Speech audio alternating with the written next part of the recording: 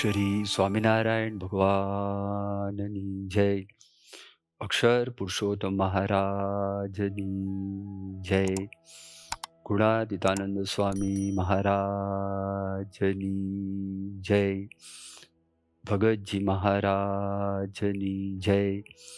શાસ્ત્રીજી મહારાજની જય. યોગીજી મહારાજની જય. પ્રમુખ સ્વામી મહારાજની જય. મહંત સ્વામી મહારાજની જય. પ્રમુખ સ્વામી મહારાજ શતાબ્દી મહોત્સવની જય.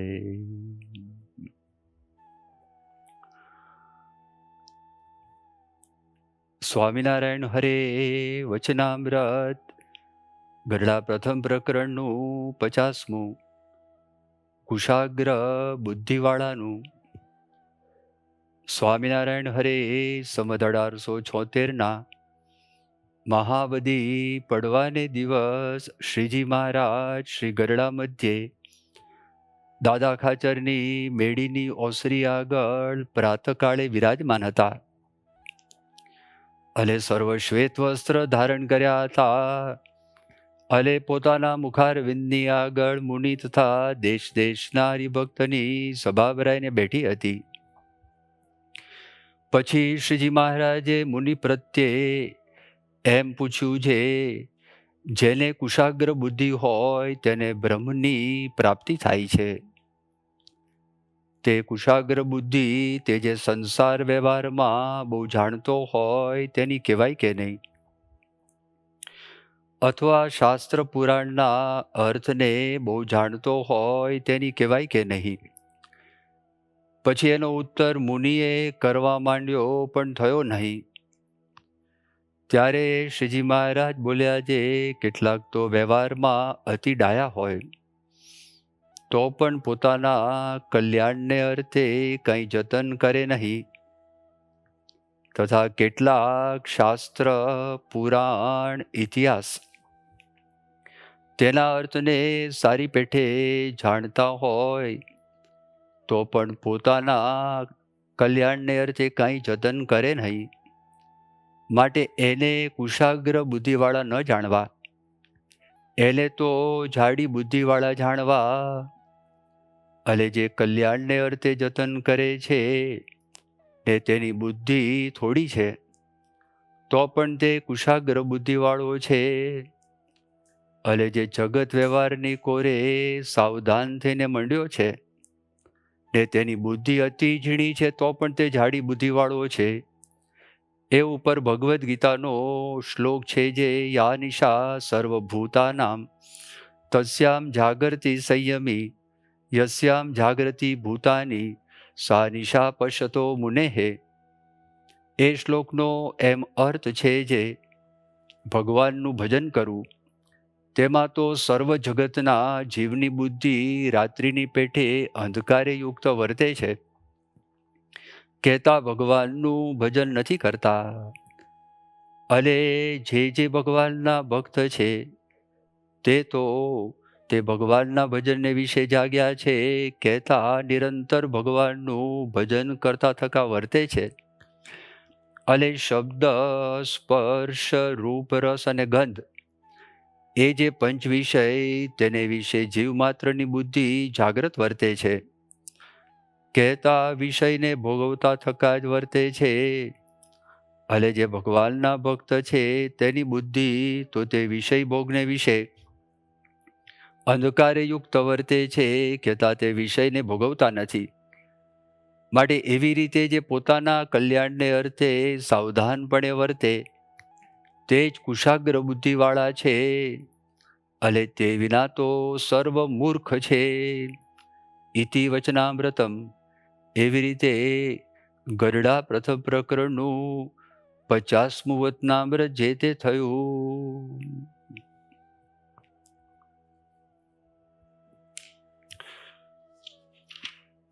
ભગવાન સ્વામિનારાયણ આ એમના ઉપદેશની અંદર કુશાગ્ર બુદ્ધિવાળું કોને કહેવાય એની આપણને વાત સમજાવે છે. ભગવાન સ્વામિનારાયણ પોતે જ પ્રશ્ન પૂછે છે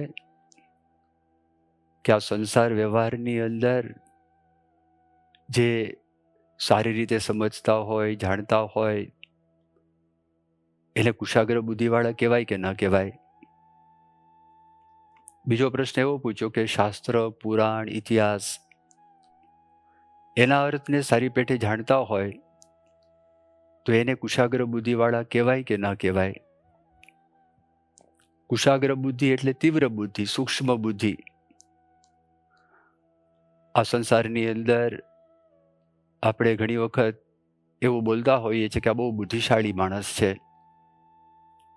તો એના અનુસંધાનની અંદર જ ભગવાન સ્વામિનારાયણ આ પ્રશ્ન પૂછે છે કે સંસાર વ્યવહારમાં બહુ જાણતા હોય અથવા તો શાસ્ત્ર પુરાણ એના અર્થને સારી રીતે સમજતા હોય ને કુશાગ્ર બુદ્ધિવાળા કહેવાય કે ના કહેવાય? એવો પ્રશ્ન પૂછી અને પછી ભગવાન સ્વામિનારાયણ છે એનો જવાબ પોતે આપે જ. કારણ કે સ્વામિનારાયણ ભગવાને આ પ્રશ્ન પૂછ્યો, ત્યાં સંતો હરિભક્તો બેઠા હતા, એનો યથાર્થ ઉત્તર છે એ થયો નહીં.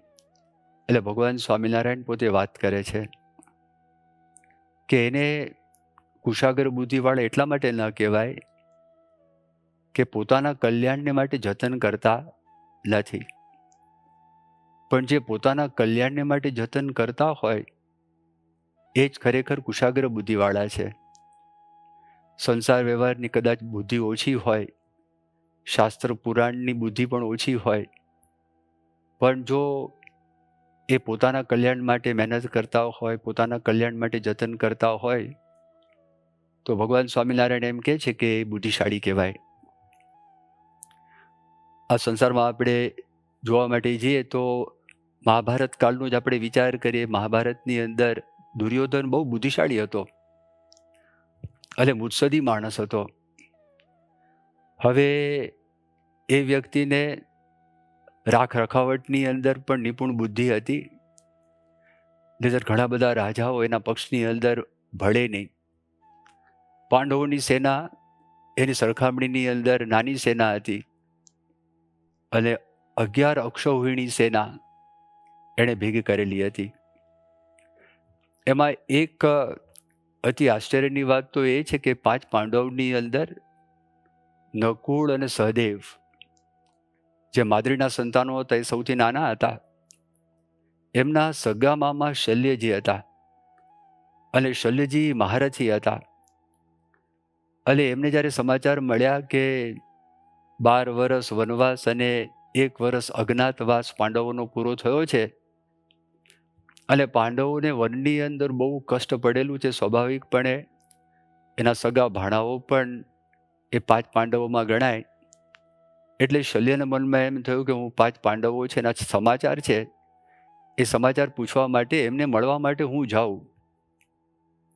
એટલી વારમાં તો ત્યાં આગળ એક સંદેશવાહક આવે છે અને એમણે એવી વાત કરી કે સંભાવના એવી છે કે પાંડવો અને કૌરવો એ બંને વચ્ચે યુદ્ધ થવાની સંભાવના છે, યુદ્ધ થવાની શક્યતા છે.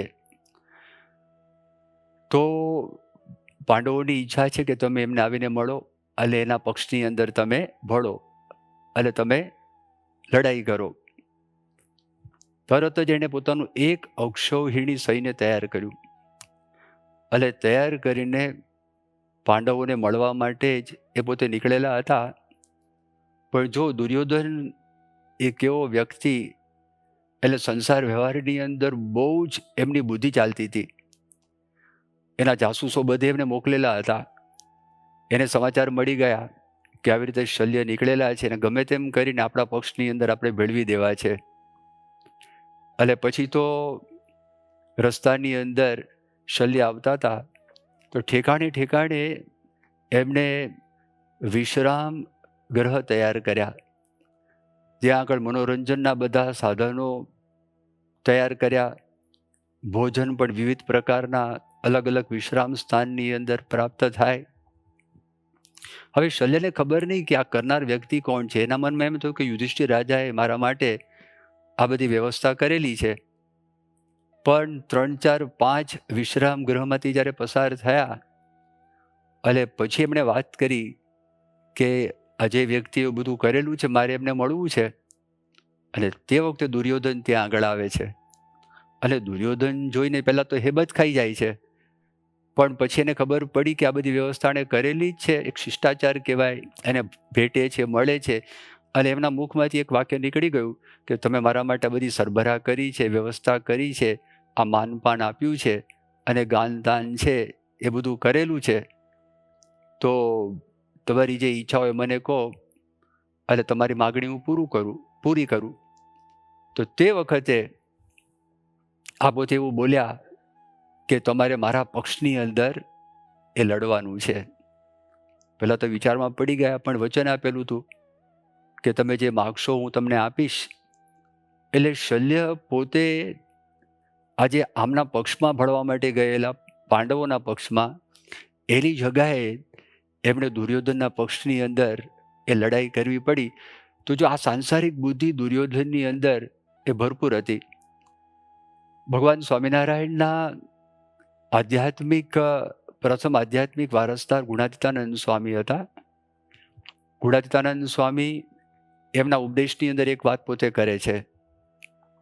સ્વામીએ કહ્યું કે વડોદરા સરકાર ગાયકવાડ રાજા સ્વામિનારાયણ ભગવાનના વખતમાં હતા.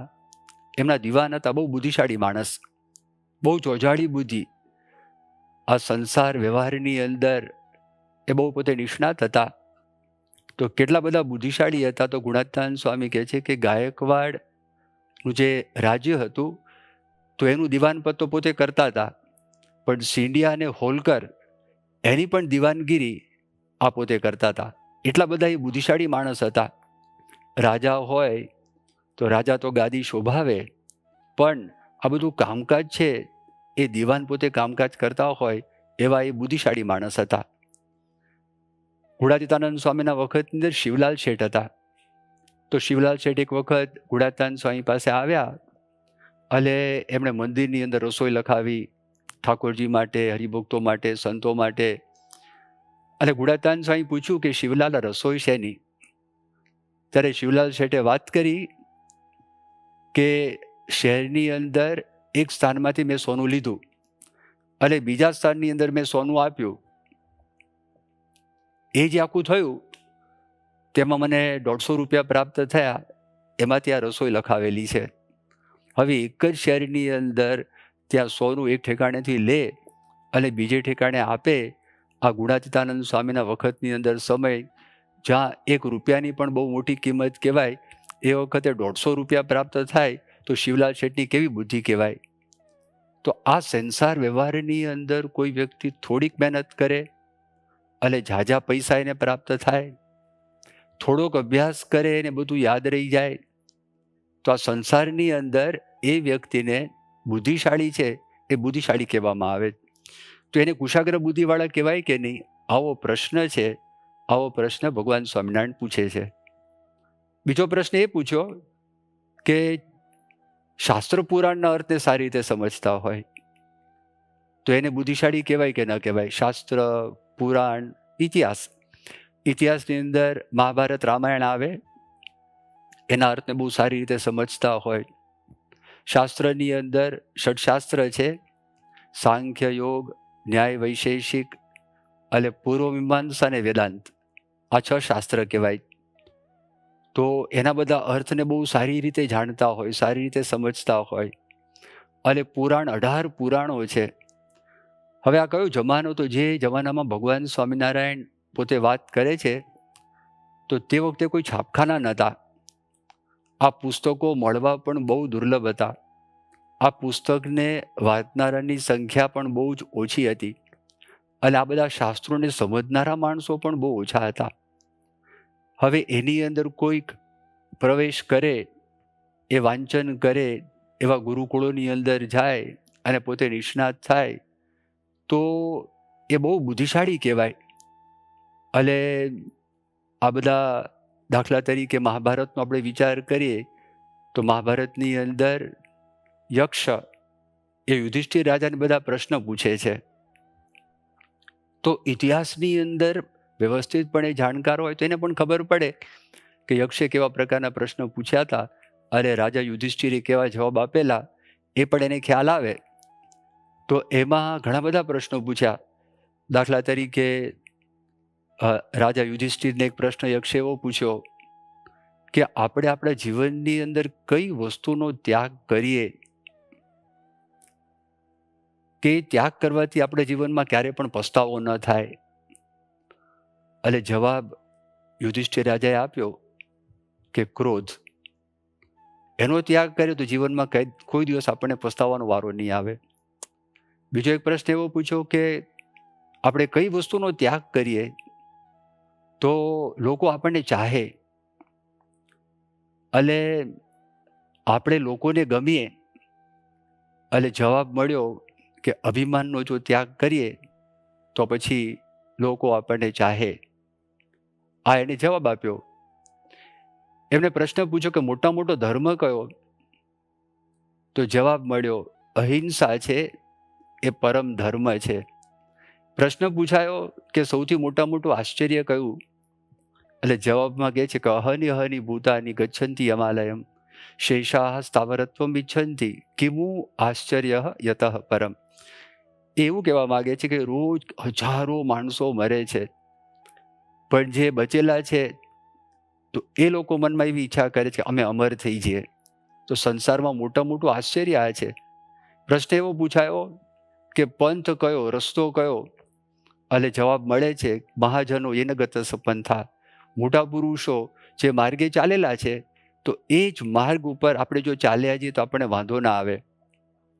તો આ ઇતિહાસની અંદર કોઈ વ્યવસ્થિતપણે અભ્યાસ કર્યો હોય તો આ બધા પ્રશ્નો છે, પ્રશ્નોનો જવાબ આપી શકે.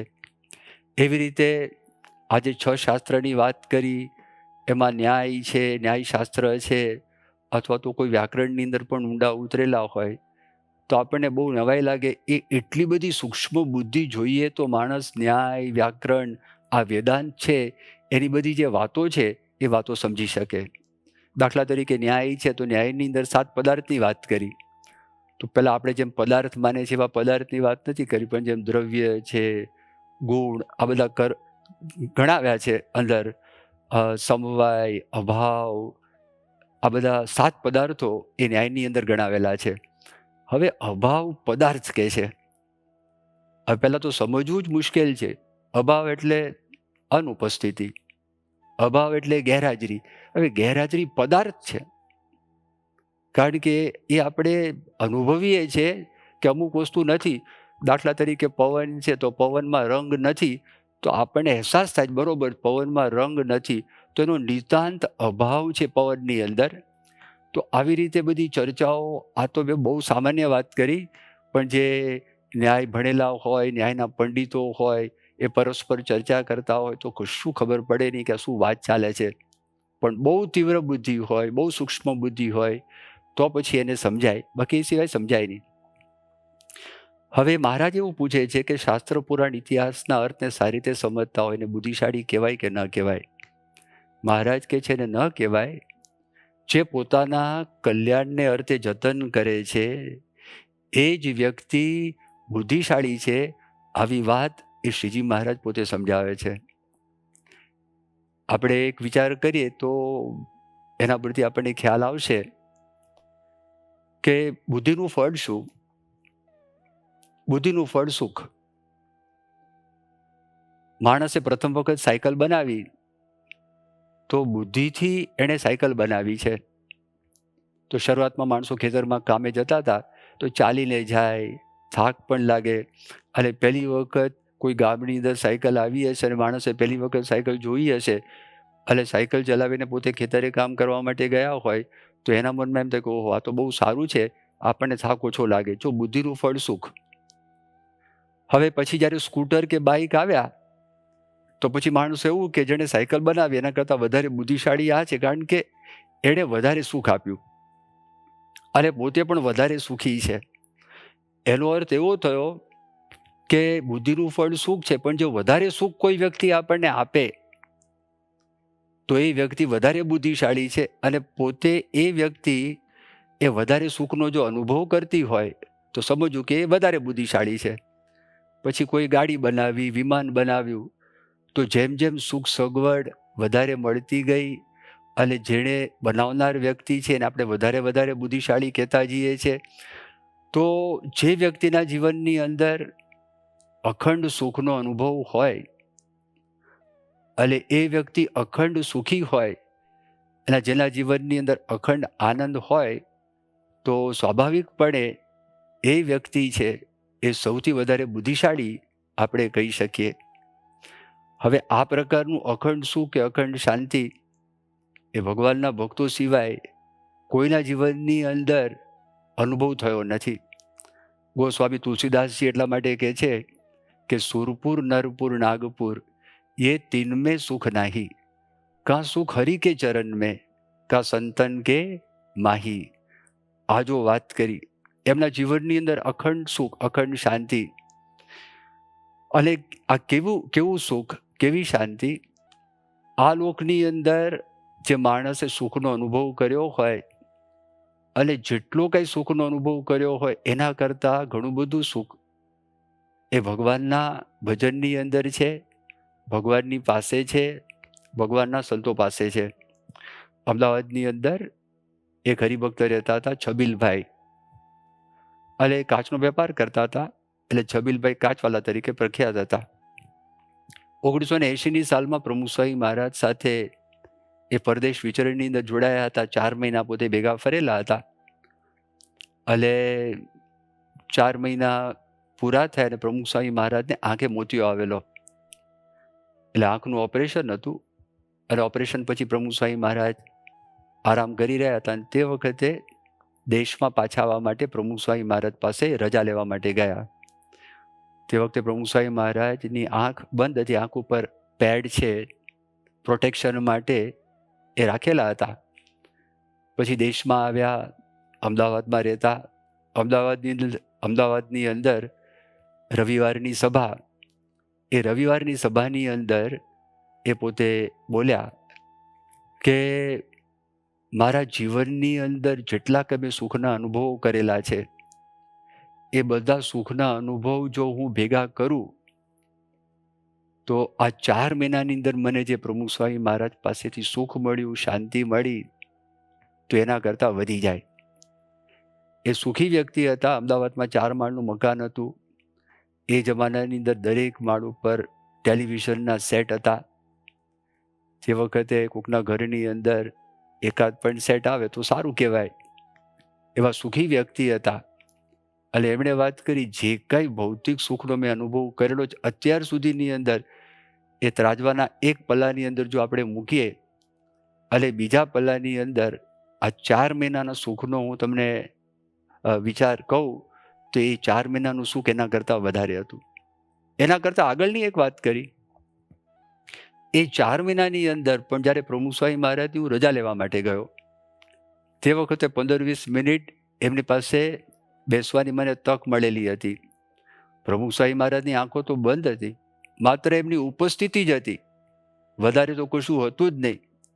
પણ આ 4 મહિનાની અંદર સૌથી વધારે જો સુખનો અનુભવ થયો હોય તો આ 15 મિનિટની અંદર મને સુખનો અનુભવ થયો. અને એ અનુભવ આ બધા અનુભવો કરતાં વધારે. હવે એનો અર્થ એવો થયો કે જો પ્રમુખ સ્વામી મહારાજ એ સૌથી વધારે બુદ્ધિશાળી કહેવાય અને એમના થકી આપણને બધાને, ભક્તોને એમના થકી જે સુખનો અનુભવ થાય, શાંતિનો અનુભવ થાય, આજે વર્તમાન કાળે આપણને મહંત સ્વામી મહારાજ થકી પણ સુખ શાંતિના બધા અનુભવ થાય છે. બીજી એક વાત, એ ભગવાનનું ભજન કરતા હોય એટલે કલ્યાણનું જતન કહેવાય. મોક્ષ માટે પ્રયત્ન કરતા હોય એ કલ્યાણનું જતન કહેવાય. પોતાના દોષો, સ્વભાવો એ ટાળવા માટે પ્રયત્ન કરતા હોય એ કલ્યાણનું જતન કહેવાય. એ જે કંઈ કરતા હોય અને ભગવાનના ભજનમાંથી એને કેવા સુખનો અનુભવ થાય છે. મેં તમને છબીલભાઈની વાત કરી, પણ એ કાયમી શાંતિની આ વાત છે, અખંડ શાંતિની વાત છે. યોગીજી મહારાજને એક વખત પ્રશ્ન પૂછવામાં આવ્યો. લંડનની અંદર એક સમાચાર, એક પત્રકાર હતા, તો પત્રકારે પ્રશ્ન પૂછ્યો કે તમારી જિંદગીની અંદર તમારા જીવનમાં ક્યારે પણ તમને મૂંઝવણ થઈ છે? તો તે વખતે યોગીજી મહારાજે વાત કરી, જિંદગીમાં નહીં. પ્રમુખ સ્વામી મહારાજને જ્યારે પૂછવામાં આવ્યું કે સ્વામી આપના જીવનની અંદર ક્યારે પણ વ્યવહાર કરતા હો તો તે વખતે કંઈ પ્રશ્ન થયા હોય, પ્રમુખ સ્વામી મહારાજે વાત કરી, મારા ગુરુ શાસ્ત્રીજી મહારાજ અને યોગીજી મહારાજની કૃપાથી અખંડ શાંતિનો અનુભવ છે. પરમ પૂજ્ય મોહન સ્વામી મહારાજ એમણે પણ વાત કરી કે જીવનની અંદર પૂર્ણકામપણાનો અનુભવ થાય છે. એનો અર્થ એમ થયો, પૂર્ણકામપણું ક્યારે થાય? બધા અર્થ સિદ્ધ થયા હોય તો જ પૂર્ણકામપણાનો અનુભવ થાય, એ સિવાય પૂર્ણકામપણાનો અનુભવ થતો નથી. એટલે ભગવાનના જે ભક્તો છે એમના જીવનની અંદર જ અખંડ સુખ છે, એમના જીવનની અંદર જ અખંડ શાંતિ છે. સ્વામિનારાયણ ભગવાનના વખતની અંદર પ્રેમાનંદ સ્વામી હતા અને સ્વામિનારાયણ ભગવાનના વખતમાં બધા પરમહંસો હતા. તે પરમહંસોના જીવનની અંદર પણ આ જ પ્રકારના સુખ અને આ જ પ્રકારની જે શાંતિ એનો અનુભવ હતો. પ્રેમાનંદ સ્વામી એમના એક પદમાં લખે છે કે મનોહર શોભિત શ્રી ઘનશ્યામ. તો એની અંદર પ્રેમાનંદ સ્વામી આ વાત કરે છે, શ્વેત બસન તન શ્વેત આભૂખન શ્વેત પુષ્પ ઉરદામ બોલત વચન સુનત સુખ ઉપજત આનંદ આઠો જામ. આઠો જામ એટલે 8 પહોર, 1 પહોર એટલે 3 કલાક, 8 પહોર એટલે 24 કલાક. 24 કલાક મારા જીવનની અંદર સુખ છે. આ પ્રેમાનંદ સ્વામી ભજન લખ્યું ની આગલી કડીની અંદર એમ કહે છે કે આ સ્વામિનારાયણ ભગવાનની જે છબી છે તે એ છબી મનોહર છબી છે, શોભાયમાન છબી છે અને લાજત કોટિક કામ, કરોડ કામ દેવતાઓ પણ લજ્જા પામે એવા ભગવાન શ્રીજી મહારાજ સ્વામિનારાયણ ભગવાન છે એ શોભાયમાન છે. એટલે જે ભગવાનના માર્ગ ઉપર ચાલેલા છે એ બુદ્ધિશાળી કહેવાય. બીજો એક વિચાર પણ ભગવાન સ્વામિનારાયણે આપેલો છે કે ભગવાનને ભજવા એના કરતાં બીજી કોઈ મોટી વાત નથી. એટલે એમાં ભગવાન સ્વામિનારાયણ પોતે એવું કહે છે, એનું કારણ સમજાવે છે કે ધાર્યું ભગવાનનું થાય છે, ભગવાનની ઈચ્છા વગર કશું થતું નથી. હવે એવા સમર્થ ભગવાન હોય તો એમનું ભજન શા માટે ન કરવું, એમનો આશરો શા માટે ન કરવો? કારણ કે એમનું ધાર્યું જો બધું થતું હોય અને એમનું આપણે જો ભજન કરતા હોય તો આ લોક પરલોકમાં બધે ઠેકાણે આપણને સુખની પ્રાપ્તિ થાય. આગલી જે બુદ્ધિની વાત કરી ને, તો એ બુદ્ધિ અને પછી આગળ કલ્યાણની બુદ્ધિની વાત કરે છે. તેમાં સ્વામિનારાયણ ભગવાન તેવી વાત કરે છે, આગળની જે બુદ્ધિ સાંસારિક બુદ્ધિ છે તો એ જે વ્યક્તિ છે એ કેવી બુદ્ધિ છે? એ જાડી બુદ્ધિવાળા છે અને આ કુશાગ્ર બુદ્ધિવાળા છે. અને શ્રીજી મહારાજ આગળ એક વાત કરી દીધી જે ધક્કો લાગે એવો છે કે બધા મૂર્ખ છે. આવા શબ્દોનો ઉપયોગ સ્વામિનારાયણ ભગવાને એટલા માટે કર્યો કે બંનેમાં તફાવત બહુ છે, બંનેમાં ડિફરન્સ બહુ છે, અતિશય. અને એક દેહનું સુખ છે, નાશવંત છે, બીજું આત્માનું સુખ છે, એ આત્માનું સુખ અવિનાશી સુખ છે. એટલો બધો ફરક છે, એટલો બધો ડિફરન્સ છે, એટલા માટે આ વાત કરે. આ લૌકિક બુદ્ધિવાળા સમજી શકતા નથી, પણ આધ્યાત્મિક બુદ્ધિવાળાને જ બુદ્ધિશાળી કહ્યા છે. હનુમાનજી સામાન્ય હતા પણ બુદ્ધિમત્તા વરિષ્ઠ કયા. કારણ કે રામચંદ્ર ભગવાનને ઓળખ્યા, ગોપીઓ હતી એને પણ બુદ્ધિશાળી કહી, એ ભણેલી નથી પણ કૃષ્ણ ભગવાનની ઓળખાણ થઈ. સ્વામિનારાયણ ભગવાનના વખતમાં નાથ ભક્ત હતા. તો આગળ મેં વાત કરી કે દિવાનજીની વાત કરી, તો દિવાનજીને ગુણાતાન સ્વામી કે મૂરખ છે અને નાથ ભક્ત છે. એ નાથ ભક્તો બુદ્ધિશાળી છે કારણ કે એમને સ્વામિનારાયણ ભગવાન છે, સ્વામિનારાયણ ભગવાનની ઓળખાણ થઈ ગઈ હતી. તો આજે ભગવાન સ્વામિનારાયણ આપણને ઉપદેશની વાત કરી, કુશાગ્ર બુદ્ધિવાળો કોને કહીએ એની વાત આપણને કરી. તો એ બુદ્ધિ આપણને પ્રાપ્ત કેવી રીતે થાય? કાં તો આપણને ભગવાન મળે, કાં તો આપણને ગુણાતીત સંત મળે, તો એના થકી જ આ પ્રકારની બુદ્ધિ આપણને પ્રાપ્ત થાય. ભગવાન સ્વામિનારાયણ પોતે ગુણાતીત સંતોની પરંપરા આ પૃથ્વી ઉપર મૂકતા ગયા. ગુણાતીતાનંદ સ્વામીથી પ્રારંભ થયો અને અત્યારે વર્તમાન કાળે મહંત સ્વામી મહારાજ છે, એમનો આપણે સંગ કરતા જઈએ તો આ બુદ્ધિ છે એ ખીલે, આ બુદ્ધિ છે એ પરિપક્વ થાય, આપણા આત્માનું પરમ કલ્યાણ થાય, આપણે ભ્રમરૂપ થઈએ એટલે ભગવાનની સેવાનો આપણને અધિકાર પ્રાપ્ત થાય. સ્વામિનારાયણ ભગવાનના ચરણોમાં પ્રાર્થના, પ્રમુખ સ્વામી મહારાજ, મહંત સ્વામી મહારાજના ચરણોમાં પ્રાર્થના કે આ પ્રકારની બુદ્ધિ આપણને આપે. શ્રી સ્વામિનારાયણ ભગવાનની જય. આવી વધુ કથા સાંભળવા શ્રવણમાલા ચેનલને સબસ્ક્રાઇબ કરો.